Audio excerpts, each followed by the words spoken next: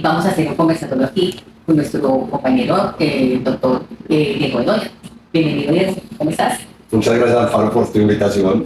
Mira, vamos a hacer como una charla que es importante que nuestros pequeños mascotas, nuestras compañías, las tengamos en muy buen cuidado. Y pienso que es importante que los dueños de las mascotas entiendan muchos de los comportamientos que a veces tiene su mascota dentro de su contexto normal en una familia, en una casa.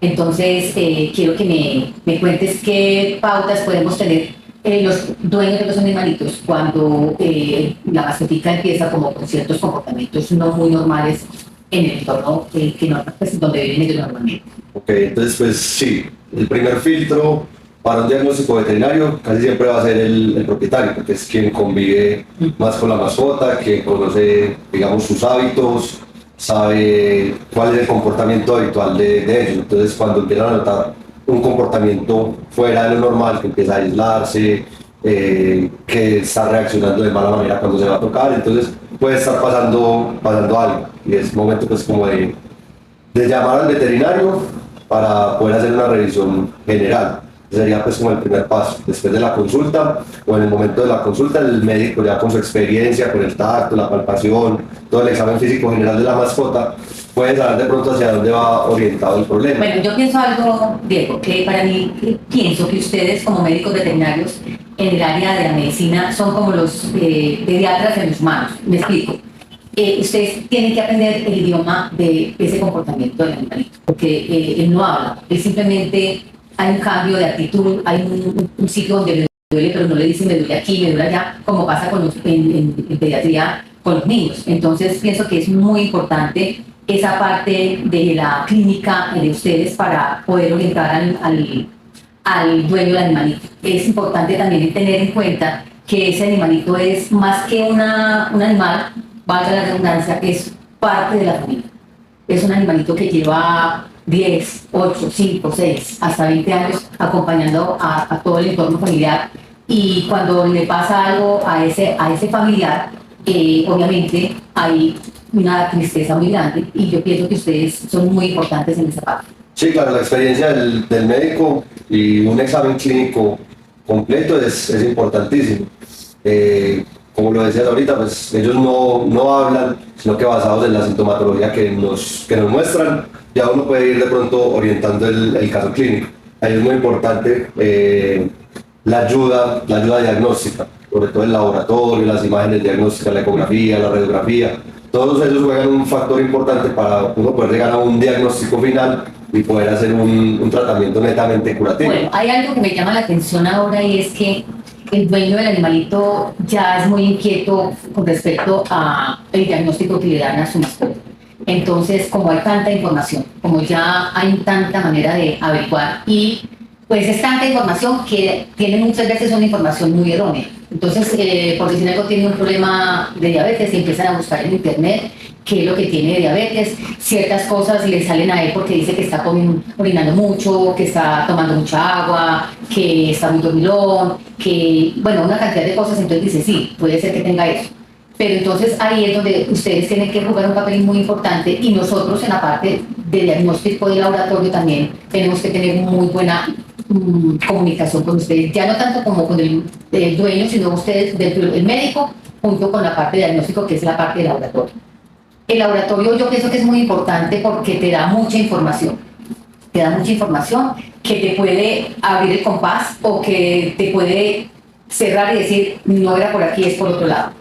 El laboratorio te da muchas pautas de problemas que en ese momento, cuando se estaba haciendo la historia clínica, no estaban ahí plasmados. Entonces, sí, es importante esa comunicación. ¿Tú crees que es muy importante esa comunicación? Sí, yo creo que esa comunicación, pues, propietario, veterinario, centro diagnóstico, es de vital importancia para poder llegar, en la mayoría de los casos, a un diagnóstico final. Por ejemplo, un examen coprológico a mí me puede arrojar mucha información. Si de pronto la mascota tiene síntomas gastroentéricos, vómito, diarrea, me puede orientar a si el problema es por una infección bacteriana, si fue que se disminuyeron las bacterias propias del intestino, si tiene una parasitosis. si son hongos, lo que Hay una lo cosa muy genera. importante y eso me parece también a mí que tenemos que tener en cuenta, que tenemos como un paradigma con respecto al coprológico porque piensa que coprológico es igual a parásitos. Y de lo que tú dices, no es así. O sea, el coprológico te da mucha información porque te está mostrando cómo está funcionando desde lo último de su parte metabólica del paciente, qué es lo que está excretando y qué información te está dando esa materia fecal. Sí, porque muchas veces, por ejemplo, en el resultado del coprológico aparece presencia de fibras vegetales. Y en el momento de la consulta, el propietario no lo quiso contar o algo así, y fue una mascota que estuvo comiendo pasto hace 1 o 2 días. Y posiblemente la causa de esa gastroenteritis que está presentando la mascota es asociada a eso, ajeno a la dieta que se comió. Bueno, hay otra cosa. Los dueños de los animalitos, ahí sí es importante esa parte que para nosotros como laboratorio clínico, en la orden de servicio donde mandan pues, los exámenes que le van a hacer al paciente, que le den como una breve anamnesis, una historia breve de qué es lo que está pasando. Porque siempre he dicho que ustedes tienen el paciente, lo están viendo, ustedes tienen ahí a la mano el paciente, saben cómo está su comportamiento, qué reacción tiene, todo, ¿sí? Pero cuando toman la muestra, lo que llega al laboratorio es simplemente un tubo tapa-lila, un tubo tapa-roja, una materia fecal, Sí, claro. un frasco de donde está la orina. No hay nada de información. Sí, claro, tú te tienes que imaginar toda la película de qué pasa con ese Exactamente. paciente. Entonces es muy importante para el laboratorio que haya una breve anamnesis, o sea, una historia, mira, el paciente está decaído o el paciente tiene las mucosas intéricas. Entonces, claro, yo voy a hacer el examen, vamos a hacer un perfil hepático donde me están midiendo cómo está ese hígado y empezamos a mirar unas enzimas que son muy importantes en el hígado, que es, digamos, la ALT y la fosfatasa alcalina. Y eso me está dando una información de que está alta o que las bilirrubinas también están altas, por eso la ictericia. Entonces, nosotros desde el punto de vista no clínico, de diagnóstico, empezamos a deducir, ¿sí? Y decimos, sí, lo que este paciente tiene es un problema a nivel hepático. Entonces, hay que mirar que puede ser el problema hepático, puede ser por un hemoparásito, ¿sí? Puede ser por un problema de metabólico. Entonces, es muy importante con esta parte para que nosotros también, más que dar una información, solamente dar un resultado, tener una asesoría con ustedes y un acompañamiento y se haga un buen diagnóstico. Sí, total. Pues digamos que para mí, dentro de lo ideal de una revisión clínica, siempre estaría acompañarlo de un examen diagnóstico, ¿cierto?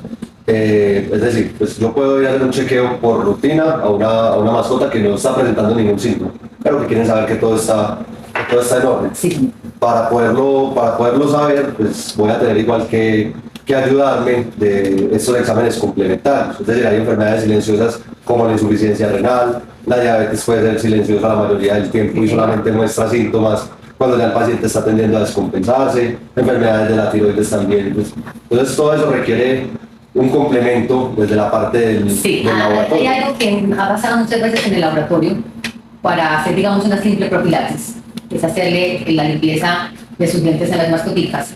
Le mandan un examen de rutina, que es un hemograma, mirar cómo está la parte hepática, entonces le hace una LT, y cómo está la parte renal, y se le hace una creatinina. Y nos ha llegado muchas veces unas sorpresas muy grandes porque, pues, obviamente, como no tenemos la información, simplemente llega eso ya, el laboratorio se pasa por los diferentes equipos, equipo de hematología, equipo de química, y miramos los exámenes como salen. Y nos ha tocado más de una vez que le hacemos el hemograma y, oh sorpresa, tiene un recuento de leucocitos de 80, de 120.000, donde vemos células blásticas y nos damos cuenta que ese paciente tiene una leucemia y no se había diagnosticado, y se fue simplemente para una profilaxis. Y el paciente no muestra ninguna sintomatología. Exacto. Entonces, mira que es muy importante siempre estar de la mano de la ayuda diagnóstica para que ustedes sepan qué tratamiento o qué correctivo se tiene que hacer. Sí, es igual que en humanos, o sea, uno debería tener el hábito de por lo menos consultar a su médico 2 veces en el año y ojalá hacerse exámenes de rutina también 2 veces en el año, porque el examen puede variar mucho por muchas condiciones. En cuestión de 1 o 2 meses pueden cambiar demasiados parámetros. Mira, te voy a decir algo, no es ni siquiera de 1 o 2 meses, de horas, porque he hecho el ensayo en el laboratorio de tomar una muestra de un paciente en diferentes horas, Sí. la mañana, al mediodía y por la tarde. Y te cuento que el recuento de blancos puede variar entre un 10 y 15% Sí, en los exámenes. es por ejemplo como la parte de la tiroides.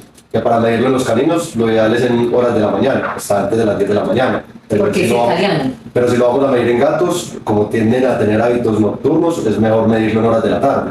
Entonces, mira que esos son tips muy importantes que los dueños de las mascotas tengan en cuenta.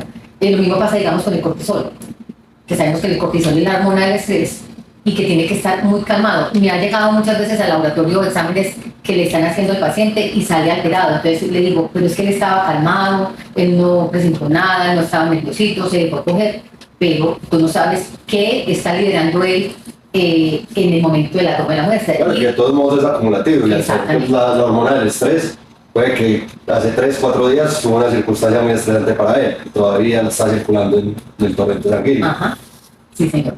Bueno, es muy importante tener como todas esas pautas. Hay otra cosa importante, Diego, y es, yo pienso que el dueño tiene que sentir como ese acompañamiento, ese apoyo de ustedes como médicos veterinarios. O sea, darle como la confianza de un buen diagnóstico, de que lo que se está haciendo es tratando de mejorarle una situación que en este momento es difícil de manejar para ellos como dueños porque supuestamente el animalito no estaba presentando nada. ¿Sí? Entonces, era lo que tú decías ahorita, que en ellos los dueños de los animalitos son parte importante en la consulta porque ellos saben el comportamiento de ellos. Sí, o sea, muchas veces la mitad de un diagnóstico depende también de la información que a mí me entrega el propietario. Entonces muchas veces la gente omite decir cosas por miedo, porque no hicieron las cosas bien y pues lo hacen de pronto encaminar a uno el diagnóstico hacia donde no es. Pero cuando salen ya estos resultados